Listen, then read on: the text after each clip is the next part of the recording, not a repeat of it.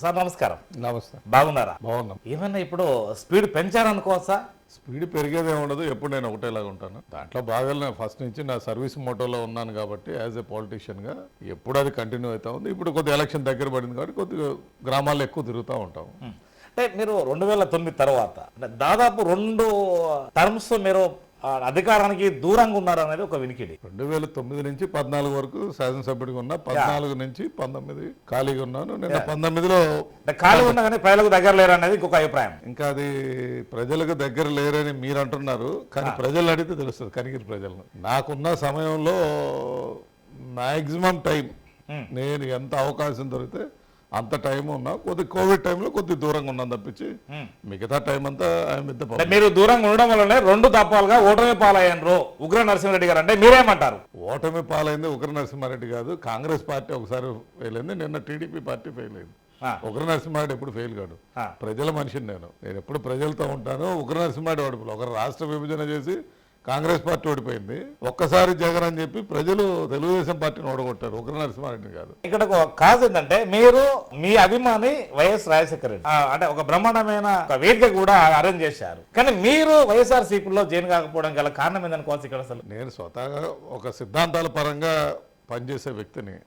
నా టికెట్ ఢిల్లీ నుంచి రాహుల్ గాంధీ గారు ఇవ్వటం జరిగింది. సో ఆయన ఇచ్చినప్పుడు నేను ఆ పార్టీలో లాయలిస్ట్ గా ఉన్నాను. ఆ తర్వాత అక్కడ గ్యాప్ ఫిల్ అయ్యింది. సో 19లో నేను 14లో కూడా కాంగ్రెస్ తరఫునే పోటీ చేశాను. సిద్ధాంతం అంటే ఒక పార్టీ మారాలంటే మన పార్టీ పాజిటివ్ ఉన్నప్పుడు ఎట్లయితే మన పార్టీ పట్ల ఆకర్షితులైతే, నెగిటివ్ ఉన్నప్పుడు కూడా అంటే పార్టీ కష్టకాలంలో మనం ఉండాలని చెప్పేసి ఆ రోజు కష్టకాలంలో కూడా నేను పార్టీ తరఫున పోటీ చేశాం. అంటే జగన్ కు మద్దతుగా మీరు కార్యకర్తలతోనే సమావేశం పెట్టినటువంటి మీరు జగన్ పార్టీ పెట్టినాక అందులోకి పోవడం గల కారణం ఏంది? నేను చెప్పాను కదా, జగన్ కాంగ్రెస్ పార్టీలో ఉన్నంతసేపు సపోర్ట్ చేశాను. ఆయన కాంగ్రెస్ పార్టీని వీడిన తర్వాత నేను ఎప్పుడు సపోర్ట్ చేయలేదు. ఆయన వ్యక్తిగతంగా ఉగ్రసేన అని చెప్పి నేను ఇండివిజువల్ గా నేను పెట్టుకున్నాను. ఇక్కడ అంటూ సర్వీస్ మోటో యాక్టివిటీస్ చేస్తున్నా. అనుకోకుండా 19లో చంద్రబాబు నాయుడు గారు రాజకీయంగా పునర్జన్మించారు. ఎవరైనా కానీ దాదాపు కాంగ్రెస్ లో ఉన్న వాళ్ళంతా జగన్ వెంటనే ఉన్నారు. మీరు కేవలం ఒక్కరు మాత్రమే టీడీపీ పోవడానికి గల కారణం, బలమైన కారణం ఏదనుకోవచ్చు? ఇక్కడ అందరూ పోలేదు, చాలా మంది పోలేదు. ఆ రోజు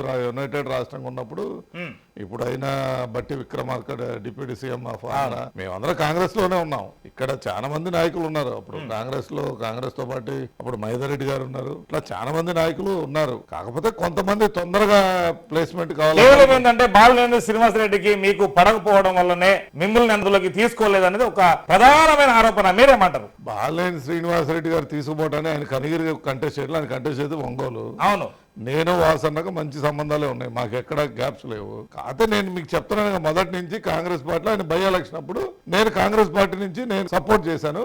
ఆయన వైసీపీ నుంచి పోటీ చేశాడు. నేను కాంగ్రెస్ నుండి వైసీపీ గట్ట సపోర్ట్ చేస్తాను. దాని ఈ మీడియా వాళ్ళు కానీ కొంతమంది బ్రోకర్లు పెట్టిన గ్యాప్ తప్ప నాకు వాసనకి ఎటువంటి గ్యాప్ లేదని నేను చెప్పాను. 2014లో ఓటమి పాలు కావడానికి బలమైన కారణాలు ఏమైనా ఉన్నాయనుకోవచ్చా? 2014లో కాంగ్రెస్ పార్టీ రాష్ట్ర విభజన చేసిన దానివల్ల ప్రజలు తిరస్కరించారు. ఎక్కడ అసలు రాష్ట్రంలో ఎవరు పోటీ చేయకపోతే మేము ఆ రోజు పోటీ చేసాం. ఎందుకంటే మనకు ఏమి లేకుండా, ఒక పొలిటికల్ బ్యాక్గ్రౌండ్ లేకుండా టికెట్ ఇచ్చింది, ఎమ్మెల్యేగా గుర్తింపు ఇచ్చింది కాంగ్రెస్ పార్టీ కాబట్టి మా మదర్ని జెడ్పీటీసీకి ఇచ్చారు. తర్వాత నాకు ఎమ్మెల్యేగా అవకాశం ఇచ్చారు కాబట్టి సిద్ధాంతాల పరంగా నేను పార్టీ వీడకూడదని చెప్పి ఆ రోజు కంటెస్ట్ చేశాం. రాష్ట్ర విభజన వల్ల ప్రజలు తిరస్కరించినప్పుడు కనిగిరిలో నన్ను కూడా తిరస్కరించడం జరిగింది. 2018లో ఓడిపోవడానికి ఎందుకంటే ఇక్కడ ఉన్నటువంటి అభ్యర్థిని దర్శి కూడా పంపించారు, అయినా కానీ మీరు గెలవలేకపోయారు. గల కారణం ఏదనుకోవచ్చు? ఇక్కడ 2019లో నా టికెట్ వచ్చే సమయానికి మార్చి 19వ తారీఖున టికెట్ టీవీలో చూసి నా పేరు చూశాను. నేను వాస్తవంగా ఏప్రిల్ 11 ఎలక్షన్. నేను స్వతగా కాంగ్రెస్ వాదిని. సడన్ గా టీడీపీలో టికెట్ వస్తుందని నేను ఎప్పుడు ఆశించాల. అనుకోకుండా పార్టీలో జాయిన్ అయ్యాం. తర్వాత నన్ను చంద్రబాబు నాయుడు గారు పిలవడంతో అన్కండిషనల్ గా నేను పార్టీలో చేరాను. మార్చి 2వ తారీఖున పార్టీలో టికెట్ ఇస్తారా ఎవరని కండిషన్స్ తో చేరలేదు. నేను పార్టీలో మధ్య నాతో ఉన్న క్యాడర్ మొత్తం చేరి చంద్రబాబు చేస్తున్న మంచి యాక్టివిటీస్ ని మనం ఈ ప్రాంతంలో కూడా మనం కొద్దిగా ఆయన సలహాతో మన ప్రాంతాన్ని డెవలప్ చేసుకోవాలి. గతంలో నేను శాసనసభ్యుడిగా ఉన్నప్పుడు తెచ్చిన ప్రాజెక్ట్స్, ఈ నిమ్స్ అనేది కానీ, ఇక్కడ ఇప్పుడున్న త్రిబుల్ ఐటీ కానీ ఇవన్నీ ఆగిపోయినాయి. ఈ ప్రాంతాన్ని డెవలప్ చేసుకోవాలన్నది చంద్రబాబు నాయుడుతో సాధ్యం అని చెప్పేసి ఆ రోజు వారి పట్ల వెళ్ళడం జరిగింది. అయితే ఎలక్షన్ అప్పుడు ఏమైందంటే 13వ తారీఖు కదిరిబాబురావు గారు టికెట్ అని చెప్పారు కనిగిరి. అప్పుడు నాతో ఉన్న కేడర్ అంతా కూడా కాంగ్రెస్ వాదులం కాబట్టి మొత్తం వైఎస్ఆర్సీపీలో జాయిన్ కావడం జరిగింది. 19వ తారీఖు సడన్ గా మళ్ళీ మేము తెరపైకి రావడం, అప్పుడు కేడర్ వెళ్ళిపోవడం వల్ల సో అప్పటికప్పుడు కాస్త అయితే మీకు అక్కడ ఓటింగ్ శాతం జగన్ ఒక్కసారి చూద్దామని యువత కొద్దిగా అట్రాక్ట్ అయ్యారు ఈ గతంలో. అప్పుడు ఓటింగ్ శాతం పెరిగింది. నేను శాసనసభ్యుడు గెలిచినప్పుడు 67,000 ఓట్లు వచ్చినాయి. కదిరిబాబురావు గారు గెలిచినప్పుడు 77,000 ఓట్లు వచ్చినాయి. నిన్న నాకు 72,000 వచ్చినాయి.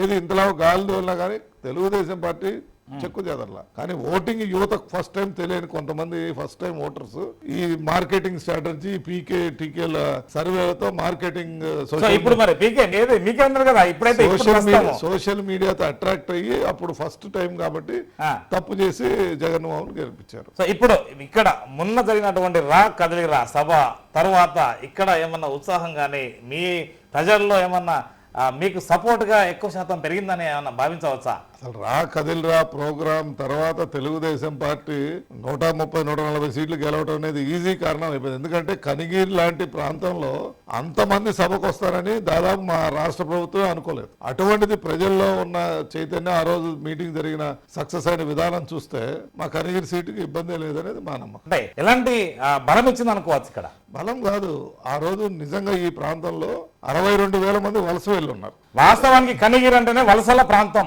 అవును సార్, ఆ మీటింగ్ కి 62,000 మంది వెళ్ళున్నారు.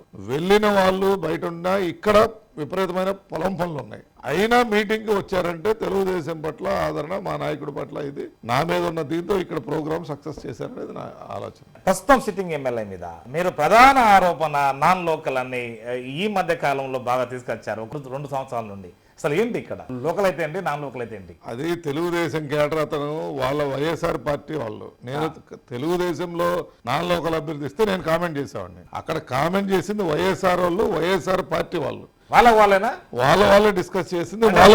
పాత్ర ఏం లేదన్నా తెలుగుదేశం పార్టీ కానీ ఉగ్ర నరసింహారెడ్డి పాత్ర కానీ ఎటువంటి చింతాకంత కూడా మేము ఇన్వాల్వ్ కాల. సో ప్రధాన ఆరోపణ మీరేమన్నా చేయగలుగుతారా? ఇప్పుడు ఎప్పుడైనా ఏ ప్రాంతవాసి ఎప్పుడైనా సరే ఆ ప్రాంతంలో ఉన్న నాయకుడు ఆ ప్రాంతవాసికి ఇస్తే ఆ ప్రాంతం మీద అభివృద్ధి చేసుకోవాలని ఒక కాంక్ష ఉంటది. అది ఎప్పటికైనా లోకల్ అభ్యర్థిని ఇవ్వటం అనేది ఏ పార్టీకైనా అది కరెక్ట్. ఇప్పుడు నేనున్నాను ఈ ప్రాంతంలో, ఒక్కసారి ఎమ్మెల్యే అయ్యాను. నా టైంలో చెప్పుకోదగ్గ పనులు ఈరోజు టొబాకో బోర్డు ఉంది. మీరు వస్తుంటే టొబాకో బోర్డు నేను తీసుకొచ్చి మీరే చెప్పండి మీ హయాంలో జరిగినటువంటి అభివృద్ధి కార్యక్రమాలు. Central government last project tobacco board. ఈ రోజు చిన్నారకట్ల నుంచి డబుల్ రోడ్ వేసిందని సెంట్రల్ గవర్నమెంట్ కొట్లాడి Sirivanchi to Rapur central government file పెట్టించి ఆ రోజు అది నా హయాంలో శాంక్షన్ అయింది డబుల్ రోడ్. తర్వాత గొర్రెల మండి పెట్టించాం. ఇక్కడ మోడల్ స్కూల్స్ 6 మండలాల కస్తూర్బా స్కూల్స్, పాలేడుపల్లి రిజర్వాయర్ అని ఉంటుంది ఇక్కడ పీసీపల్లి మండలంలో. 1906 నుంచి అది పెండింగ్. అక్కడ మా పూర్వీకులు కూడా ప్రిన్సిపల్ పెద్దచెర్లపల్లి చెరువు కడతారన్నది నా సమయంలో చేశానంటే నేను ప్రాంతీయ వాసిని కాబట్టి అక్కడ ఉన్న వనరులు పోయి ఈ ప్రాంతానికి ఏం చేయాలని నాకు తప్పన ఉంటుంది. బయట నుంచి వచ్చిన వ్యక్తి ఎమ్మెల్యే అవుతాడు. ఈ రోజు చూశారు మీరు వైఎస్ఆర్సీపీలో ఇక్కడి నుంచి అక్కడికి ట్రాన్స్ఫర్, అక్కడి నుంచి అక్కడికి డిప్యుటేషన్, ఇక్కడి నుంచి ఇక్కడ డిప్యుటేషన్. వాళ్ళ పార్టీ వాళ్ళ ఇష్టము. నేను అదే మీకు చెప్తుంది. ఆ విధంగా చేయడం వల్ల ప్రాంతీయ డెవలప్మెంట్ ఆ లీడర్ ఆగిపోతుందండి. దాని మీద అవగాహన ఉండదు, ప్రేమ ఉండదు అని చెప్తున్నది. ఆ విధంగా తెలుగుదేశం పార్టీలో చేస్తే మా పార్టీ చేసినా కానీ తప్పని చెప్తున్నా నేను. ఏ ప్రాంతీయ వాసిలో ఆ ప్రాంతంలో పెట్టడం వల్ల అక్కడ ఆ ప్రాంత అభివృద్ధికి పాకిస్తాన్ ప్రధానమంత్రి వచ్చి ఇండియా ప్రధానమంత్రి చేస్తే ఇండియాని డెవలప్ చేస్తాడా? వాడి ఆలోచన అంతా పాకిస్తాన్ డెవలప్ చేసుకో. అట్లానే ఈ ప్రాంతీయ వాసిని తీసుకెళ్ళి ఇంకో ప్రాంతంలో పెట్టడం వల్ల ఈ ప్రాంతం ఇప్పుడు శాసనసభ్యులు ఉన్నారు, ఏం డెవలప్ చేశారో చెప్పనండి. నవరత్నాలు అని చెప్తాడు. వాళ్ళు నవరత్నాలు అని చెప్తారు తప్పించి ఒక్క ప్రాజెక్టు ఇదిగో నేను చేశాను ఈ ప్రాజెక్ట్ అయిపోయింది కదా. ఇప్పుడు వెలుగొండ ప్రాజెక్ట్ అయిపోయిందో లేదో మనందరం వెళ్దాం పండి అక్కడ ప్రాజెక్ట్ దగ్గరికి. అది సంవత్సరం అని చెప్పారు ఎలక్షన్ ముందు. అయిపోతేనే ఓటాడుతున్నాను కూడా ఒక సభ కూడా చేశారు అప్పట్లో. అదే చెప్పేది, అది కంప్లీట్ చేసి నీళ్లు ఇచ్చి మీ దగ్గరికి ఓటు వస్తామని చెప్పి ప్రతి సంవత్సరం ఒకసారి ముఖ్యమంత్రి గారే చెప్తారు, మా ఎమ్మెల్యే చెప్పడం. ముఖ్యమంత్రి గారు చెప్తారు, పేపర్లో రాస్తారు, మళ్ళా జరుగుతూనే ఉంటుంది. అది సాక్షిలో అది అలవాటు అయిపోయింది. మేమైతే అతను ఇంతవరకు రీహాబిలిటేషన్ ప్రోగ్రామ్ కి ఇవ్వాల్సిన 6,000 కోట్ల రూపాయలు ఇంతవరకు ఇవ్వలేదు. ఆ డబ్బులు ఇవ్వకుండా అక్కడ వెకేట్ చేయకుండా ప్రాజెక్ట్ కంప్లీట్ చేయడం అనేది అసాధ్యం. అది కేవలం తిరిగి ఒక చిత్తశుద్ధితో ఈ రాష్ట్ర అభివృద్ధి ఈ ప్రజల కాంక్ష గాంచే నేత వస్తేనే అది పని జరుగుతుంది. ఆ నేత మా చంద్రబాబు నాయుడు, మా ఫీలింగ్. సో నవరత్నాల పైన మీ కామెంట్ ఏంది? అసలు మొత్తం మీద ఏం జరగలేదంటారు ఇక్కడ? నవరత్నాలు అనేవి నామకరణ జరిగిందే తప్ప అవన్నీ గతంలో ఉన్నవే. ఫీజు రియంబర్స్మెంట్ అమ్మఒడికి మార్చారు. ఆ రోజు ఫీజు రియంబర్స్మెంట్ ఎవరికి ఇచ్చేవాళ్ళు? కాలేజీలో డైరెక్ట్ గా వెళ్ళి పిల్లలు చదువుకునే వాళ్ళు. ఆ మేనేజ్మెంట్ కి డబ్బులు ఇవ్వడం వల్ల ఈ రోజు పరిస్థితి అమ్మఒడికి ఇవ్వడం వల్ల తల్లుల అకౌంట్ లో పడితే అక్కడ ఉన్న అవసరాలు ఇక్కడ మన భారతదేశం డెవలపింగ్ కంట్రీ. ఇక్కడ ఆర్థిక పరిపుష్టి ఉండి దేని దానికి డివైడ్ చేసే పరిస్థితిలో మనం లేము. ఈరోజు రాష్ట్ర ప్రభుత్వమే ఒక నిధులు ఇస్తే ఫారెస్ట్ నిధులు తీసుకెళ్లి నవరత్నాలకు అటువంటి పరిస్థితిలో అమ్మఒడి అనే నిధులు ఇచ్చినప్పుడు ఆ తల్లి ఏం చేస్తుంది, అక్కడ ఉన్న అవసరాలు వాడుకొని తర్వాత కడదాము వెసులుబాటు వచ్చినప్పుడు అని చెప్పేసి కట్టకపోవడం వల్ల వాళ్ళ విద్యాభ్యాసం అయిపోతుంది. ఫస్ట్ ఇయర్ ఫీజు కట్ల సెకండ్ ఇయర్ వాడు విద్య మానేసి ఊర్లో జులైగా జరుగుతుంది. పాస్ అయిన వాడి సర్టిఫికేట్ రాక వాడు బాధపడుతున్నారు. ఈ విధమైన సిస్టమ్ లో వ్యవస్థను ఏదైతే ప్రాపర్ చేయాల్సింది కాకుండా పేర్లు మార్చి పెన్షన్ ఉంది 30 రూపాయలు అయింది. రామారావు గారు వచ్చినప్పుడు పెన్షన్ మొదలు పెట్టారు. 30 రూపాయలు జరిగింది, 60 రూపాయలు జరిగింది, 100 రూపాయలు వచ్చింది, 200 అయింది, 1000 అయింది, 2000 అయింది, ఇప్పుడు 3000 చేస్తున్నాం. ఎవరి సొమ్ము? ప్రజలు కట్టే ట్యాక్స్. ఇది మేము రాజకీయ నాయకులు గొప్పగా చెప్పుకుంటున్నాం తప్ప నీకు గతంలో గ్యాస్ ఎంత ఉంది మీరు కూడా ఉన్నారు అందులో. నేను ఒప్పుకుంటున్నాను. అదే మరి ఇది ఓట్ల కోసం ఆకర్షించే పథకాలే తప్ప కేవలం అధికారంకి వచ్చి తను వేరే వ్యాపారాలు చేసుకోవచ్చు కానీ నిజమైన జీవితంలో ఈ రోజు ఆయిల్ రేటు గతంలో నేనున్నప్పుడు ఎంత ఉంది, ఆ ప్రభుత్వం ఉన్నాడు, నేను వచ్చినప్పుడు ఎంత ఇస్తున్నా. గత ప్రభుత్వం ఎలక్ట్రిసిటీ బిల్ ఎంత ఉంది, నేను ఇప్పుడు ఎంత ఇస్తున్నాను. ఇప్పుడు ఆయిల్ ఛార్జ్ ఎంత ఉంది, నేను ఎంత ఉంది. ఆ రోజు బస్ ఛార్జ్ తగ్గించగలిగిన పార్టీ గొప్ప పార్టీ అని చెప్తున్నా తప్ప ఉచిత పథకాలు ఇచ్చి వాళ్ళు ఇంకో విధంగా ముక్కుబిండి ఈ చేత్తో 10 రూపాయలు ఈ చేత్తో 100 తీసుకొని చేత్తో 10 ఇచ్చే పరిస్థితి చేస్తే అది ఈ రాష్ట్రానికి ఎప్పుడైనా డేంజరస్. ఉచిత పథకాలకు రెడ్డి వ్యతిరేకం అని అనుకోవచ్చా? 100%. ఇదే స్టాండ్, ఇదే టీడీపీ. ఇప్పుడు ఇంకొక 6 అంశాల పట్ల మళ్ళీ కూడా వస్తున్నది కదా. అవసరమైన వారికి ఇవ్వమనేది మా ఆలోచన. ఎవరైతే అర్హత ఉన్న వాళ్ళు దానికి ఎలిజిబిలిటీ ఉన్న వాళ్ళకి ఇస్తే దాన్ని యాక్సెప్ట్ చేస్తారు. అది పోగొట్టి మిగతా డెవలప్మెంట్ అంతా పక్క తీసి నేను ఓన్లీ వెల్ఫేర్ చేస్తానంటే వెల్ఫేర్ ఉండాలి, డెవలప్మెంట్ ఉండాలి. మీ పార్టీ యొక్క ఎజెండా కావచ్చు లేదంటే ఆరోపణ కావచ్చు, అప్పులు తీసుకొచ్చి అందరికీ ప్రజలకు పంచుతున్నారు అనేది ఒక ప్రధాన ఆరోపణ. ఇది ప్రజల మీద భారమే. అప్పులు ఆయన తీసుకురావడంలా మన ఆస్తులు మన దేశ సంపత్తిని చూసి పక్కన వరల్డ్ బ్యాంక్ కానీ ఎవరైనా ఇచ్చే పరిస్థితులు అవి. అప్పులు తెచ్చి పంచుతున్నారంటే కాదు, ఈ రోజు దాన్ని ప్రాపర్ సంపద సృష్టించకుండా ఖర్చు పెట్టేస్తే ఫైనల్ గా ఏమైతుంది? మన కుటుంబంలో అయినా ఒక తండ్రి జులాయిగా తాగి ఇంటి బాధ్యత పట్టించుకోకుండా సంపాదన రాకుండా ఉన్న ఖర్చు పెడితే కోటీశ్వరుడైనా లాస్ట్ బికార్ అయిపోతుంది. సో రేపు మరి మీ పార్టీ కూడా అధికారంలోకి వస్తే మీరు కూడా ఈ 6 అంశాల పట్ల మీరు కూడా 6 గ్యారెంటీల పట్ల మీరు కూడా చేయవలసిందే కదా సార్. అదే చంద్రబాబు నాయుడు గారికి జగన్మోహన్ రెడ్డి గారికి ఉన్న వ్యత్యాసం. చంద్రబాబు నాయుడు గారు సంపత్తి సృష్టించగలరు. ఏ విధంగా? ఈ రోజు రాజధాని 36,000 ఎకరాలు తీసుకుని ₹1 రైతులు చెల్లించకుండా అక్కడ ప్రాంతాల్లో అదే మీరు జగన్మోహన్ రెడ్డి మాయలో ఉన్నారు కానీ తాడికొండ అనేది ఎస్సీ సెగ్మెంట్. ఎక్కువ కమ్మవాళ్ళు ఎస్సీ సెగ్మెంట్ ఎందుకు అవుతుంది? ముందస్తు ఇన్ఫర్మేషన్ ఇచ్చారు. ముందస్తు ఇన్ఫర్మేషన్ ఇచ్చినా అక్కడ రైతులు అమాయకులు కాదు. ఆ ప్రాంతంలో అవసరమైన 3 పంటలు పండే పంటలు అవి ఎవరికి అమ్ముకోవాలని అవసరం లేదు. కానీ రాజధాని ఆ ప్రాంతంలో వస్తుంది. వాళ్ళకి ఏ విధమైన ఒక క్రియేటివ్నెస్ చెప్పి ఆ ల్యాండ్ తీసుకోవడం జరిగింది. తద్వారా రాష్ట్రానికి దాన్ని మళ్ళా రియల్ ఎస్టేట్ అంటే రకరకాలుగా స్ట్రక్చర్స్ పెంచి దాన్ని ఇన్కమ్ పెంచేసి ఆదాయ వనరులు ఖజానా నింపుతూ మీద ఖర్చులు పెట్టేవాడు. ఈ రోజు హైదరాబాద్ ఉంది, హైటెక్ సిటీ కట్టారు. హైటెక్ సిటీ కట్టడం వల్ల ఈ రోజు ఎంతమందికి ఉపాధి వచ్చింది? మన పిల్లలు ఈ రోజు కనిగిరిలో 2009లో నేను శాసనసభలో డబుల్ బెడ్రూమ్ హౌస్ లేక ఒక 2 ఇళ్లను పగలగొట్టి డబుల్ బెడ్రూమ్ హౌస్ గా మేము మార్చుకున్న పరిస్థితి. అటువంటిది ఈ రోజు కొన్ని వేల ఇళ్ళు కోట్ల రూపాయలు పెట్టి వెచ్చించారు. ఎక్కడి నుంచి వచ్చింది ఆ సంపద?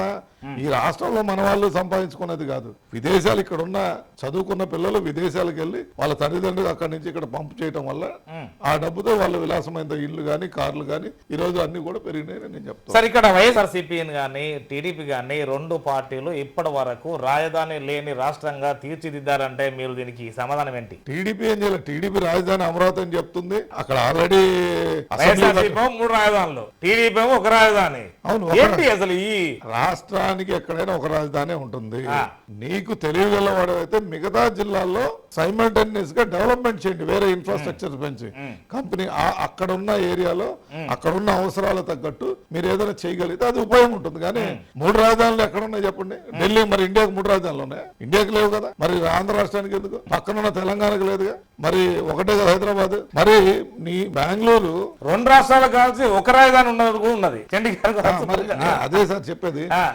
ఇప్పటికి ఇంకా మీకు పరిపాలన సౌలభ్యం ఇంటర్నెట్ వ్యవస్థ ద్వారా ఈ టెక్నాలజీ పెరిగిన తర్వాత అంత అవసరమయ్యే పరిస్థితి కూడా లేదు అసలు. టు బి ఫ్రాంక్ మాట్లాడుతుంటే గతంలో ఇక్కడి నుంచి టపాలు పంపితే గానీ ఆ టపా వచ్చేంత వరకు సమయం పట్టేది. సో పరిపాలన సౌలభ్యం కోసం దూరం నుంచి దగ్గర మండలాలు అట్లా డివిజన్ చేశారు.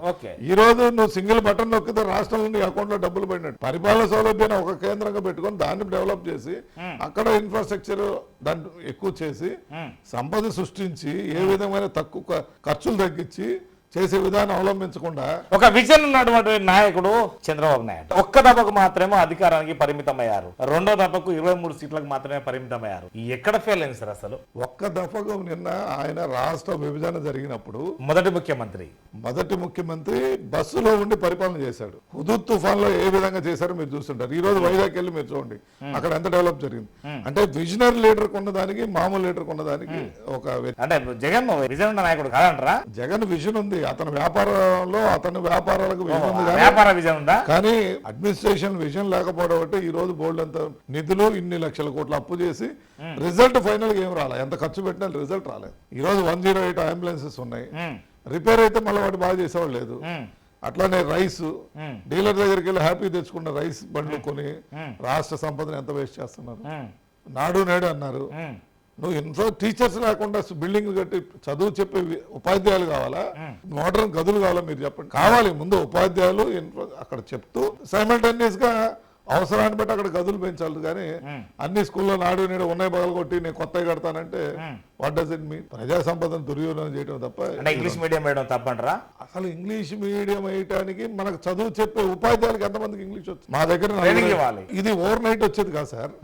ఒక తెలుగులో బోధిస్తున్న ఉపాధ్యాయుడు అతను ఇంగ్లీష్ ఎప్పుడో మర్చిపోయి దాదాపు 20 సంవత్సరాలు. ఈ పాఠాల మీద వారికి అవగాహన లేదు. దానికి ఫస్ట్ ఆఫ్ ఆల్ ట్రైనింగ్ లేదు. న్యూ రిక్రూట్మెంట్ తీసుకొని అంచెలంచెలుగా ఇప్పుడు 2వ తరగతి పిల్లవాడిని తీసుకెళ్లి ఈ రోజు 8వ తరగతి వాడిని 9వ తరగతి ఇంగ్లీష్ మీడియం వేస్తే how can you can grasp? అదే ఒక సిస్టమ్ లో కొన్ని సెంటర్స్ పెట్టి ఆప్షన్ ఇస్తూ 2వ తరగతి 3వ తరగతి నెక్స్ట్ ఇయర్ 4 నెక్స్ట్ ఇయర్ 5 అట్లా పెట్టుకుంటూ పోతే సైమల్టేనియస్ గా వాడు ట్యూనప్ అవుతాడు. సరే, మీ దృష్టిలో ఇప్పుడు విద్యా వైద్యం ఏ విధంగా ఉన్నట్టు యాజ్ ఒక విద్య ఆర్ వ్యాపారవేత్తగా కూడా ఆరోగ్యశ్రీ అనేది ఒక బెస్ట్ ప్రాజెక్ట్. దాన్ని యాక్సెప్ట్ చేస్తాను. దేనికి ఎవరికి పోతున్నాయి డబ్బులు?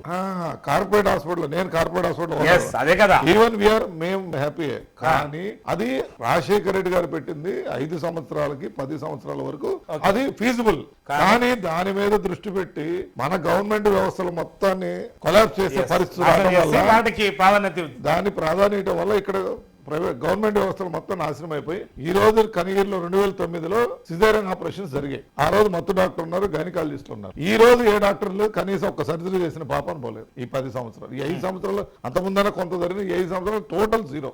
గతంలో డయాలసిస్ సెంటర్ పెడితే మేము డాక్టర్లు పెడతా ఉన్నారు. కనీసం ఇప్పుడు వాటి కొత్తగా ఒకరోజు జనరేటర్ తగిలిపోతే వారం రోజులు ఇక్కడ ఇబ్బంది పడ్డారు. నేను దాతగా డొనేట్ చేస్తానంటే వాళ్ళు తీసుకోవడం లేదు, వాళ్ళు తెలుగుదేశం అంటారు. అటువంటి పరిస్థితి గవర్నమెంట్ దాతగా ఇచ్చిన స్వీకరించేటువంటి మనస్తత్వం లేదా ఇక్కడ లేదు, ఈ గవర్నమెంట్ లో లేదు. టీడీపీ వాళ్ళు ఏం చేయకూడదు, ఏం చేసినా మేమే చేయాలి. అదే విధంగా హాస్పిటల్ సిస్టమ్స్ ఏమైతుందంటే ఆరోగ్యశ్రీలో కొన్ని జబ్బులకి ఎలిజిబిలిటీస్ కామర్లు చిన్న చిన్న ఫీవర్స్ డెంగ్యూ ఇటువంటి కొంచెం ఎలిజిబిలిటీ లేవు. తద్వారా ఏమైతుందంటే పోయిన పేషెంట్ ఇబ్బంది పడుతూ ఉన్నారు. Packages old rate corporate hospital benefit కానీ దానికన్నా మనం ప్రైవేట్ గవర్నమెంట్ సెక్టర్ ని స్ట్రెంథన్ చేస్తూ అక్కడ ప్రజలను ఆకర్షించే విధానం ట్రై చేయకుండా ఎంతసేపు ఆరోగ్యశ్రీలో మేము అంత ఇచ్చాం ఇంత ఇచ్చామని మేము కాంగ్రెస్ లో ఉన్న చేసినప్పుడు ఇనిషియల్ గా ఆ రోజు అవసరం ఉంది. సో ఉగ్రగారు ఒక్కటే స్టేట్మెంట్ ఇవ్వండి. విద్యా వైద్యము సమాన స్థాయికి ఎగుడు దిగుడు లేకుండా డిస్క్రిమినేషన్ లేకుండా ఎప్పుడు అంటే ఒకే గొడుగు కిందికి ఇంకెంత కాలంలో వచ్చే అవకాశాలు ఉన్నాయనుకోవచ్చు? అసలు రావాలన్నా వద్దా? 100% ఈ భారతదేశ ప్రజలకి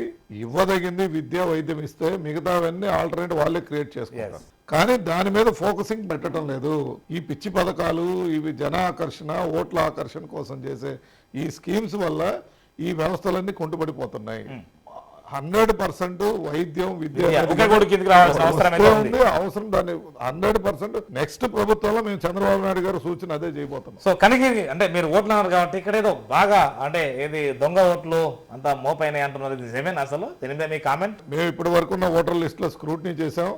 10,500 డెత్ ఒకటి ఉంటే దాన్ని మొత్తం మేమే ఐడెంటిఫై చేసి మా ఎంఆర్ఓకి ఆర్డీఓకి కలెక్టర్ గారికి ప్రజెంట్ చేశాం. వాటిల్లో 90% డిలీట్ చేశారు. మిగతా కొన్ని ఇక్కడ వలసలు ఉన్న మైగ్రేషన్స్ ఉన్నాయి కదా, వాటిల్లో వీళ్ళు వైఎస్ఆర్ పార్టీ చేసిన అరాచకాలు ఏంటంటే ఇద్దరు వలసలు బతుకుదేరు కోసం బయటకు వెళ్ళారు. వాళ్ళు మళ్ళా పండగలప్పుడు లేకపోతే స్కూల్ సెలవులో వాళ్ళకి అక్కడ హాలిడేస్ ఇచ్చినప్పుడు ఒక రకరకాల వృత్తుల్లో ఉంటారు. వాళ్ళకి అక్కడ వెసులుబాటు ఉన్నప్పుడు ఇక్కడికి వస్తుంటారు. వాళ్ళ ఓటు ఇక్కడే కావాలన్నారు. కానీ ఇప్పుడు అధికార పార్టీ చేసిన దుర్వినియోగం ఏంటంటే తెలుగుదేశం సింపథైజర్స్ అయితే వీళ్ళకి వాలంటీర్ వ్యవస్థ ద్వారా ఇటు తెలుగుదేశం వైఎస్ఆర్ అని ఐడెంటిఫై చేసి మా ఓటర్స్ ని బయట ఉన్న మైగ్రేట్ అని డిలీషన్ కి ప్రమోట్ చేశారు.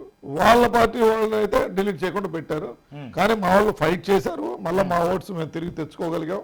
మేము పర్మనెంట్ మైగ్రెంట్ కాదు, టెంపరీ మైగ్రెంట్స్ కాబట్టి మాకు ఇక్కడే కావాలి. బెంగళూరులో ఒకవేళ అప్పుడు ఎక్కడన్నా ఇచ్చినా కూడా మీరు కావాలంటే క్యాన్సిల్ చేసుకోండి, వీఆర్ 100% మాకు ఈ ప్రాంతాల్లో కావాలని చెప్పేసి ఒక స్టేట్మెంట్ ఇవ్వండి నాకు. ఇంకెంతకాలం ఈ వలసలు అసలు ఏంటి? కనీర్ అనేది ఒక తాలూకా, ఇక్కడ ప్రధానంగా ఏలినటువంటి వాళ్ళు మీ అగ్రవర్ణాలు. ఎంతకాలం అంటే జియోగ్రఫికల్ గా మా ప్రాంతం క్షామపీడిత ప్రాంత ఏరియాలో ఉండటం ఒక దౌర్భాగ్యం. దీనికి అప్పట్లో ఉన్న కాసు బ్రహ్మానందరెడ్డి మా ఏరియా రావాల్సిన సాగర్ కాలువను నర్సరావుపేట మాచర్ల ఏరియాలో తిప్పుకొని అక్కడ అప్పుడు పాలకుల వల్ల అట్లా నష్టపోయాం. సో ఇప్పుడు మేము తాగే నీళ్లు మంచిగా తెచ్చుకున్నామని చెప్తే మా సమయంలో అప్పుడు దివంగత నేత ముఖ్యమంత్రి వైఎస్ రాజశేఖర రెడ్డి గారు ఉన్నప్పుడు ఒక ప్రాజెక్ట్ శాంక్షన్ చేస్తే అడ్మినిస్ట్రేటివ్ శాంక్షన్స్ మళ్ళా మేము శాసనసభ్యులు అయినప్పుడు 2009లో 2008లోనే 6లో శాంక్షన్స్ ఇస్తే ఫైనాన్స్ క్లియరెన్స్ కాకపోతే నేను శాసనసభ్యుడు అయిన తర్వాత 150 కోట్లతో ఇక్కడ తీసుకొచ్చి ఒక ఫస్ట్ ఫేజ్, రెండో ఫేజ్లో 60 కోట్లు, దాదాపు 250 కోట్లతో రామతీర్థం నుంచి కనిగిరి దాకా వాటర్ తీసుకొని రాగలిగాం. తెచ్చిన వాటర్ ని కొన్ని గ్రామాలకు ఇచ్చాం, 250 గ్రామాలకు ఇవ్వాలి. ఈ 10 సంవత్సరాలు ఈ పాలకుల నిర్లక్ష్యం, దానివల్ల ఇప్పుడు సాగర్ వాటర్ ఇవ్వలేదు.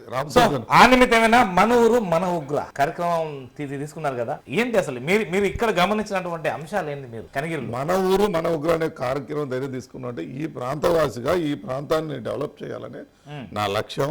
వెలుగొండ ప్రాజెక్టు ఎట్లయినా తీసుకొని దానికి కంకణబద్దు అయి ఉంటాను. దానికోసం ఏ పోరాటానికైనా సిద్ధంగా ఉన్నాను. మీరందరూ మద్దతు ఇస్తే మన గలం విప్పి ప్రభుత్వంతో కొట్లాడైనా ఈ ప్రాంతం చేసుకుందాం. ఇంటింటికి తాగే నీళ్లు తీసుకొచ్చుకుందాం. నిమ్స్ ఏదైతే మీరు ఇప్పుడు అడిగారు వలసలు ఎట్లా అని, వలసలు నివారించే దానిలో భాగమే నిమ్స్ అనే ప్రాజెక్టు 2014లో మేము శాంక్షన్ చేసాం. కేంద్ర ప్రభుత్వం నుంచి తీసుకొచ్చిన ప్రాజెక్ట్ ని కొంత తెలుగుదేశం హయాంలో కొంత ల్యాండ్ ఎక్విజిషన్ అనేది జరిగింది. కానీ ఇప్పటి 5 ఏళ్లలో కనీసం ఒక చీమంత పని కూడా జరగలేదు. ఆ ప్రాంతం అది 46,000 కోట్ల రూపాయలు, 5 లక్షల మందికి ఉపాధి ఆ ప్రాజెక్టు మీద దృష్టి పెట్టలేదు. అది పెడితే ఇక్కడ ఇండస్ట్రీస్ వస్తే, ఇక్కడ కట్టే ఇండస్ట్రీస్ రాయితీలు వస్తే, బ్రహ్మాండంగా ఈ ప్రాంతం వస్తే అప్పుడు ఈ వలసలు నివారించాలని ఆ రోజు నేను శాసనసభ్యుడిగా మన ఊరు మన ఉగ్ర అంటే ఈ ప్రాంతవాసిగా ఈ ప్రాంతాన్ని డెవలప్ చేయాలని నేను 2014లోనే ఒక ప్రాజెక్టు పెట్టాను. దాన్ని ఇంతవరకు నెగ్లెక్ట్ చేశారు. మీరు మళ్ళీ నేను ఈ విధంగా మీ దగ్గరికి వస్తున్నాను. అదిగేనైతే మన వలసలు నివారించి మన తల్లిదండ్రుల దగ్గర మన పిల్లల దగ్గర 0%. ఈ 5 సంవత్సరాల్లో ఒక్క రూపాయి కూడా దానికి నిధులు కేటాయించిన పరిస్థితి లేదు. ఎటువంటి పని కూడా జరగలేదు. సో రేపు మీరు వస్తే దాన్ని టేకప్ చేసే అవకాశం ఉంది. 100%. అంటే ఆ ప్రాజెక్టు ఓవర్ నైట్ జరిగేది కాదు, 20 సంవత్సరాలు పడుతుంది దాన్ని డెవలప్ కావాలి. ఇప్పుడు కూడా నీటి కష్టాలు ఉన్నాయి కదా, ఇంకా నీటి కష్టాలు అసలు 100%. తాగునీరు ఉన్నాయి, తాగునీరు ఉన్నాయి. అందులో మాకు తాగే నీళ్ళలో ఫ్లోరైడ్ విపరీతంగా ఉంది. తద్వారా మాకు కాళ్ళు వంకలు పోవటం, వెన్నుపూస జబ్బులు రావటం, తక్కువ వయసులో ఎక్కువ 40 ఏళ్ళకి 60 ఏళ్ళకి కనపడటం, గార పనులు, కిడ్నీలు చెడిపోవటం. నేను అదే చెప్తున్నాను ప్రజలకి, కిడ్నీలు చెడిపోతే పెన్షన్ ఇచ్చే ప్రభుత్వం కాదు కావాల్సింది, కిడ్నీలు చెడిపోకుండా మంచినీళ్ళు ఇచ్చే ప్రభుత్వాన్ని మనం తెచ్చుకుందాం. అటువంటి పాలకులు తెచ్చుకుందాం. నాకన్నా బాగా చేసేవాడు అంటే వాడికి ఓటేయండి, కానీ నేను నా మీద నమ్మకుంటే నాకు ఓటేయమని చెప్పి నేను ప్రజలు కోరుతాను. దట్ ఈస్ నా ఛాలెంజ్. సో దీన్ని మీరు ఛాలెంజ్ గా భావిస్తున్నారు? ప్రజలకు మీరు ఒక వివరణాత్మకంగా నేను చెప్పాను 5 అంశాలు ఉన్నాయి. వెలుగొండ ప్రాజెక్టు, ఇంటింటి కొలాయి, నిమ్స్, అదే విధంగా త్రిబులైట్ ఏదైతే ఆగిపోయింది దాన్ని స్టార్ట్ చేయడం, రైల్వే లైన్ కంప్లీట్ చేయడం. ఈ 5 అంశాలు కంప్లీట్ అయితే మా కనిగిరి ప్రాంతం నుంచి వలసలు తగ్గుతాయి, మా ప్రాంతం అభివృద్ధి చెందుతుంది. మేము కనిగిరి అని చెప్పుకునే స్థాయికి ఉంటామనేది మా ఆశ. యువగలం పాదయాత్ర ఎంత మేర సక్సెస్ అనుకోవచ్చు? 100%. యువగలంలో విపరీతమైన స్పందన. మా నాయకుడికి యువగలం తర్వాత జనాలు విపరీతమైన క్రేజ్ వచ్చింది. ఈ రోజు నిన్న వారి జన్మదినానికి జస్ట్ వాట్సాప్ లో ఒక మెసేజ్ పెట్టాం. అంటే మేము మిగతా ఈ ఎలక్షన్ టైం కూడా పొలిటికల్ బిజీలో ఉండి ఒక్క మెసేజ్ ఇస్తే 260 మంది పిల్లలు యూత్ వచ్చి బ్లడ్ ఇచ్చి వెళ్ళిపోయారు. ఆ క్యాంప్ దగ్గర మేము లేము అసలు. లాస్ట్ ఫినిషింగ్ టైంలో మేము వెళ్ళాము. అప్పటికి 260 మంది వచ్చి రక్తదానం ఇచ్చి వెళ్ళారంటే పబ్లిక్ లో లోకేష్ అనే లీడర్ యువగలం తర్వాత పెద్ద లీడర్ అయిపోయాడు. That's what. సో ఇక్కడ ఎలక్షన్ కి ముందు జగన్ ఒకసారి జైలు పోయారు, ఇప్పుడు చంద్రబాబు కూడా జైలుకి వెళ్ళారు. సక్సెస్ అవుతారు అనుకోవచ్చు. ఇక్కడ జగన్ తప్పు చేసి జైలుకి వెళ్ళాడు, మా వాడు తప్పు చేయకుండా బలవంతంగా జైలుకి పంపించారు. అదే సానుభూతి పెరుగుతుంది. సానుభూతి అక్కర్లా, మా లీడర్ మీద నమ్మకం అది. ఇప్పటి వరకు టీడీపీ వాస్తవానికి చరిత్రలో ఇట్లా ఒంటరిగా ఎప్పుడు పోటీ చేయలేదు. అసలు గల కారణం ఏంది? ఒంటరిగా ఢీకొనలు లేమనా? ఢీకొనలు లేమని కాదు, అందరితో ఉండి ఓట్ బ్యాంక్ ఎందుకు మిస్ చేసి మనం చేయాల్సింది డెవలప్మెంట్ కాబట్టి ఎక్కువ స్ట్రెంత్ ఎక్కువ మెజారిటీ వస్తే మనం యునానిమస్ గా బిల్స్ పాస్ చేసుకొని చేయాలనేది మా లక్ష్యం. సో ప్రధానంగా ఇప్పుడు మాత్రం 2 పార్టీలు ముందుకు వచ్చాయి, జనసేన, టీడీపీ. సో మూడోది కూడా అంటే ఏంది అవుపడుతుంది, అవుపడతలేదు. ఎట్లా ఉంటాయి అసలు మీ పొత్తులు ఎలా ఉంటాయి అనుకోవచ్చు? ఇక్కడ మా దాంట్లో మా క్లారిటీ ఉందా? పవన్ కళ్యాణ్ గారు అన్కండిషనల్ గా చంద్రబాబు నాయుడు లాంటి వ్యక్తిని జైల్లో పెట్టారంటే ఈ అరాచక ప్రభుత్వాన్ని ఇంటికి పంపాలనే ఒక ఆలోచనతో అన్కండిషనల్ గా జైలుకు వెళ్ళొచ్చిన తర్వాత వెంటనే మద్దతు ఇచ్చారు. ఈ రోజు పొత్తు విషయంలో 2 పార్టీలు ఒక అన్నదమ్ములాగా ప్రతి విషయాన్ని ఏ విధంగా మాట్లాడుకుంటూ ఎక్కడ డిస్టర్బెన్స్ చిన్న చిన్నవి ఉన్నాయి, కొన్ని చోట్ల ఎవరు క్యాడర్ లో లెవెల్లో ఉంటది, కానీ హై లెవెల్లో చంద్రబాబు నాయుడు గారి లిస్టు కానీ పవన్ కళ్యాణ్ గారి ప్రతి విషయం చర్చించుకొని ఈ రోజు మిగతా పార్టీ లాగా ఉదయం ఒకటి ఇచ్చి మరుసటి రోజు ఎవరి సీట్ ఎప్పుడు మారతలేని పరిస్థితి మా పార్టీ లేదు. వాళ్ళు ఒకరే వస్తున్నారు కదా, ఎవరు వైఎస్ఆర్సీపీ ఒంటరి పార్టీ సింగిలే కదా. ఒంటరి పార్టీలో టికెట్లు ఇచ్చుకోవడానికి వాళ్ళు దాదాపు 3 నెలల నుంచి కసరత్తు చేస్తూ వాళ్ళ వల్ల కావట్లేదు. అంటే ఎంత వ్యతిరేకత ఉందో, పార్టీలు ఇచ్చిన చోట పోటీ చేయమనే పరిస్థితి ఎమ్మెల్యేలు ఉన్నారంటే ఆలోచించి. ఈ రోజు మైలవరం పేపర్ లో చూసాం మార్నింగ్, టికెట్ అనౌన్స్ చేస్తే వాడిని పోటీ చేయనంటున్నాడు. అంటే పార్టీ దౌర్భాగ్య పరిస్థితి ఎట్లా ఉందో. ప్రధానంగా మీ 2 పత్రికలు మాత్రమే ఆ విధంగా దుమ్మెత్తిపోతున్నాయి. మరి వసంత ప్రసాద్ పోటీ చేయనని చెప్పాడు, సాక్షిలో వసంత ప్రసాద్ క్యాండిడేట్ అన్నారు. దుమ్మెత్తి పోసేది ఏముంది అంటే నిజాన్ని పేపర్లు రాయటం కూడా దుమ్మెత్తి పోయటం అంటే దాన్ని ఎవరు చేయాలి? అంటే మీకు ఉంది కదా తప్పుడు వార్తలు రాస్తే, ఇప్పుడు మీ ఛానల్స్ కానీ మీరు కానీ ఏదైనా డిస్ప్యూట్ నేను అన్నమాట అన్నట్టు రాస్తారే నేను సూ చేస్తాను. సో ఇక్కడ తెలంగాణ ఎలక్షన్ తర్వాత ఏపీ ఎలక్షన్ కూడా మారతాయని మీరు భావిస్తున్నారా? తెలంగాణ ఎలక్షన్ అని కాదు, ఇక్కడ బేసిక్ గా మా రాష్ట్ర ప్రభుత్వం మీద ఇప్పుడు అధికార పార్టీ మీద విపరీతమైన నెగిటివ్ ఉంది. గతంలో నవరాత్రాల వల్లనే నేను మళ్ళా ముఖ్యమంత్రి అవుతానన్న భ్రమ నుంచి ఆయన కోలుకున్నాడు. మీరు కూడా 2014 నుంచి 19 దాకా మీరు కూడా ప్రయత్నం చేశారు సార్ వైఎస్ఆర్సీపీలోకి పోవడానికి. ఎవరు? మీరు. నేను ఎప్పుడు చేయలేదు. వైఎస్ఆర్ పార్టీ నేను వైఎస్ఆర్ పార్టీని ఎప్పుడు నేను పోయి జగన్మోహన్ రెడ్డి నాకు టికెట్ కావాలని ఎప్పుడు నేను అడగలేదు. మీరు కావాలంటే నోట్ చేసుకోండి. నేను ఉగ్రసేన అని చెప్పి ప్రజల్లో తిరుగుతూ ఉన్నాను. నా బలము అవసరమైన పార్టీలు నా దగ్గరకు వస్తాయనుకుంటూ వెయిట్ చేశా. అదే తరుణం నాకు ప్రజాబలం ఉంది కాబట్టి చంద్రబాబు నాయుడు గారు నన్ను పిలిచి నువ్వు ఈ పార్టీ తరఫున పోటీ చేయమని చెప్పి అవకాశం ఇచ్చారు. అప్పుడు వెళ్ళాను. కానీ నేను ఎవరు వైఎస్ఆర్సీపీ ఏమో రెడ్లది, ఇటేమో ఇది కమల అయిపోతుంది. అంటే ఒకప్పుడేమో టీడీపీ అంటే బీసీలది ఉండే, కానీ ఇది కమల అయింది. అసలు ఏంటి ఇక్కడ ఈ రోజు కమ్మ పార్టీకి అది రెడ్డి పార్టీ అని పెట్టబట్టే ఈ రోజు రెడ్డి పార్టీకి రెస్పాన్స్ ఇస్తారు. ఇది ప్రజల పార్టీ. బీసీలు తెలుగుదేశంలోనే ఉన్నారు. సామాజిక అసమానతలు తొలగిపోవడానికి ప్రధానంగా ఈ సీట్లు మారుస్తున్న కులాల విభజన ప్రకారంగా అంటున్నారు. ఏ పార్టీ? సో వైఎస్ఆర్సీపీ. వైఎస్ఆర్సీపీ చెప్పేది ఇక్కడ పనికిరాని వాడిని ఇప్పుడు మీరు అన్నారు ఆ ఛానల్లో పని చేయనాడు, ఈ ఛానల్లో ఏం పని చేస్తాడు? వారంగాల్లో మారిపోడు కదా, అంతే కదా. సో వైఎస్ఆర్సీపీలో సీట్ ఇవ్వనంత మాత్రాన ఏది వాడిని వస్తే టీడీపీ ఎలా ఏం చేసుకుంటుందండి? వైఎస్ఆర్సీపీ నుంచి మేము వాడు పనికిరాడని చెప్పలేం. మేము అతను తీసేశాడు పనికిరాడని. మేము అతను స్థానికంగా అయితే మీరు తీసుకుంటారా? తీసుకునేది కాదు. సీటు రాని వాళ్ళు కావచ్చు ఎక్కువ శాతము సార్ వైఎస్ఆర్సీపీ నుంచి వలసలు వస్తున్నారు సార్ మీ పార్టీలోకి. వలసలు వచ్చే పార్టీ ఆకర్షింది సార్. వైఎస్ఆర్సీపీ ఎక్కడి నుంచి వచ్చారు? కాంగ్రెస్ నుంచి వలసలు వచ్చినాయి, టీపీ నుంచి వలసలు వచ్చారు. ఇక్కడ సిద్ధాంతాల పరంగా జరిగే ఇష్యూ కానీ అక్కడ ఎమ్మెల్యేగా ఇప్పుడు ఉగ్ర నరసింహారెడ్డికి జగన్మోహన్ రెడ్డి టికెట్ ఎగ్గొట్టాడు. తెలుగుదేశం పార్టీ ఇతను టాలెంటెడ్ పర్సన్ కాబట్టి నేను నా పార్టీలో పెట్టుకొని నేను నా పార్టీని గెలిపించుకోవాలని అతను చేస్తున్నాడు. అంత తప్ప పనికిరాని వాడని మేము చెప్పడంలా, అది జగన్మోహన్ రెడ్డి వైఎస్ఆర్సీపీ పార్టీ చెప్తుంది. షర్మిల గారు కాంగ్రెస్ అవతారం ఎత్తుకున్నారు. అసలు ఎవరికి మేలు జరుగుతుంది ఏంటి? ఇక్కడ ట్రయాంగిలా లేకపోతే షర్మిల రావడం వల్ల టీడీపీకి మేలు జరుగుతుందా వైఎస్ఆర్సీపీ మేలు జరుగుతుందా? కాంగ్రెస్ బలపడుద్ది చెప్పలేం. మరి జరుగుతుంది ఇది ప్రాధాన్యం. ఎటు ఆకర్షితులు ఎవరంటే అవుతారు ఓటరు వాళ్ళ మేనిఫెస్టో నచ్చితే ప్రజల నిర్ణయం. కానీ నాకు తెలిసి కాంగ్రెస్ పార్టీ బలోపేతం అవుతుందని. వై నాట్ 175 మీద మీ కామెంట్? వై నాట్ 175 అని వాళ్ళు అంటున్నారు కానీ మేము కాదు, మా పార్టీ అంటున్నాం. అది ఓవర్ కాన్ఫిడెన్స్ ఈ రోజు ఈ సమస్య తెచ్చిపెట్టారు. ప్రతి కుటుంబానికి అది టీడీపీ జనసేన ఇంకోట ఏ పార్టీ అని కాకుండా ప్రాంతం కాకుండా కులాలు కాకుండా ప్రతి కుటుంబానికి మేము ఎంతో కొంత ఒక పథకం అయితే అందుతుంది అనేది వాళ్ళ ధీమా. మీరేమంటారు? పథకాలు ఎంతమందికి ఇస్తున్నారో వాళ్ళు అసెస్ చేయండి. ఒక ఊర్లో పథకాలు లబ్ధి పొందే వాళ్ళు 20% ఉంటారు. 80% ఆఫ్ ద పీపుల్ వాళ్ళు పని చేసుకొని వాళ్ళు బతుకుతూ ఉంటారు. దానివల్లనే నేను ఓటేస్తానని అనేది భ్రమలో ఉండి దాని ఓవర్ కాన్ఫిడెన్స్లో ఉన్నాను. రేపు ప్రజలు బుద్ధి చెప్తారు అప్పుడు తెలుస్తుంది. ఇప్పుడు తాను అంటే మీకు ఇది ఇక్కడ సవాల్ అనుకోండి, మీరు ఏమని అనుకోండి, ఈ ప్రభుత్వం వల్ల మీకు మేలు జరుగుతూనే మాకు ఓటేయండి అని ఏకైక ముఖ్యమంత్రి జగన్మోహన్ రెడ్డి. మీరు రేపు చంద్రబాబు గారితోని గతంలో మా ప్రభుత్వం వల్ల మీ కుటుంబానికి ఏమన్నా మేలు జరుగుతూనే ఓటేయండి అని సవాల్ చేయగలుగుతారా? మీరేమైనా అనిపించగలుగుతారా? నిన్న 19లో అట్లానే అడిగింది. 19లో రాష్ట్ర విభజన అయిపోయిన తర్వాత ఈ పథకాలు పెట్టాననే ఓవర్ కాన్ఫిడెన్స్తో పార్టీని కొద్ది కేడర్ని విస్మరించబట్టి ఈ పీకే లాంటి సర్వే టీంలు మీరు ఏందాకన్నారే కమ్మ పార్టీ అని రెడ్డి పార్టీ అని చెప్పేసి మార్కెటింగ్ చేసి ఓన్లీ కమ్మ సామాజిక వర్గానికి ఏదో మేలు జరిగిందన్న ఒక బూచిని చూపించి ఈ పార్టీ లబ్ధి పొందింది. ప్రజలు అది గమనించారు. రేపు మాకు పట్టం కడతారు అని మా ఆశ. షూర్ 100%. ఇప్పుడు ఇక్కడ జీతాల ఇష్యూ అనేది రకరకాలు వస్తున్నది అసలు మొత్తం మీద. అంటే ఏంటి అంటే ఈ అంగన్వాడీలు కావచ్చు, లేకపోతే వాలంటీర్లు కావచ్చు, వీళ్ళ వెనకాల టీడీపీ ఉన్నదంటే మీరేమంటారు? అంటే జగన్మోహన్ రెడ్డి వెనకాల టీడీపీ ఉంటే వీళ్ళ వెనకాల కూడా మేము ఉన్నట్టు. ఈ వాగ్దానం చేసింది 2014, 16, 19, 18 సమయంలో జగన్మోహన్ రెడ్డి ఏ సభ తీసుకున్నా అడ్మినిస్ట్రేటివ్ లేదా పొలిటికల్ అవగాహన ఎక్స్పీరియన్స్ లేకపోవటం వల్ల తన చేసిన పొరపాట్లకు ఇవన్నీ సమాధానం. మీరు వస్తే వాలంటీర్ వ్యవస్థ ఉంటుందా ఉండదా? వ్యవస్థల్లో ఏది అవసరమో ప్రజాధనం సద్వినియోగపరుస్తూ ప్రజల అవసరం దానివల్ల బెనిఫిట్ ఉంటే కంటిన్యూ చేస్తాం. మీ రాజకీయ భవిష్యత్తు ఎలా ఉండబోతుంది అనుకోవచ్చు ఉగ్ర నరసింహారెడ్డి గారిది? చివరిగా చెప్పండి. నేను మొదటి నుంచి ఒక సర్వీస్ మోటోతో రాజకీయాల్లోకి వచ్చున్నా. చిన్నప్పుడు నేను కాలేజ్ దశ నుంచి కూడా స్కూల్ లీడర్, స్కూల్ నుంచి కాలేజ్ లీడర్, కాలేజ్ నుంచి యూనివర్సిటీ సెక్రటరీ, అక్కడి నుంచి యూత్ కాంగ్రెస్ నుంచి మా మదర్ జెడ్పీటీసీ, అది అయిపోయిన తర్వాత నేను శాసనసభ్యుడు.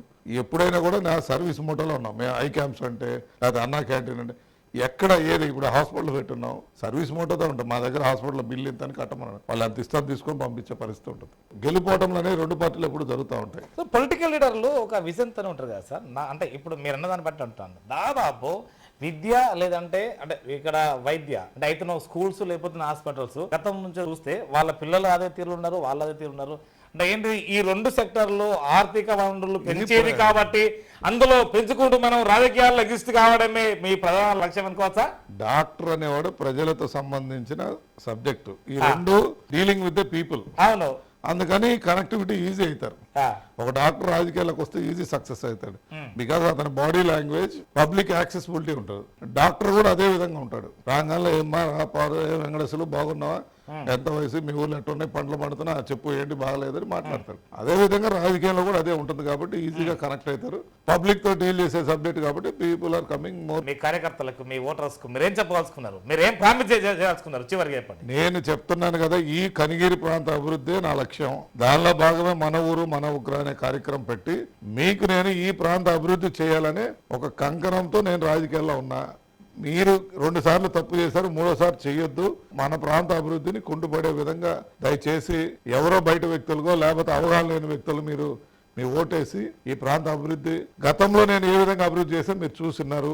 నా ఈ 10 ఏళ్ళ అధికారం లేకపోతే ప్రజలు నమ్ముకొని ఉన్నాను కాబట్టి తిరిగి ఈసారి రేపు వచ్చే ఎలక్షన్లో మీ అమూల్యమైన ఓటు నాకేసి గెలిపిస్తే ఈ ప్రాంత అభివృద్ధి చేస్తానని తెలియజేస్తాను. మీరే చూశారు కదా, కాలమే నిర్ణయిస్తుంది. సార్ నమస్కారం. నమస్తే.